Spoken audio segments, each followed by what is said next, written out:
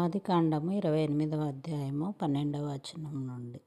అప్పుడు అతడు ఒక కల కనెను, అందులో నిచ్చెన భూమి మీద నిలువబడి ఉండెను, దాని కొన ఆకాశమునంటెను, దాని మీద దేవుని దూతలు ఎక్కుచూ దిగుచూ నుండిరి.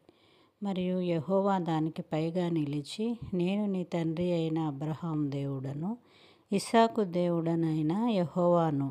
నీవు పండుకొని ఉన్న ఈ భూమి నీకును నీ సంతానమునకును ఇచ్చెదను. నీ సంతానము భూమి మీద లెక్కకు ఇసుకరేణువుల వలె అగును. నీవు పడమటి తట్టును, తూర్పు తట్టును, ఉత్తరపు తట్టును, దక్షిణపు తట్టును వ్యాపించెదవు.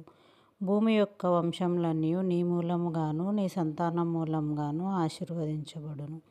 ఇదిగో నేను నీకు తోడయుండి నీవు వెళ్ళు ప్రతి స్థలమందు నిన్ను కాపాడుచు ఈ దేశమునకు నిన్ను మరలా రప్పించెదను.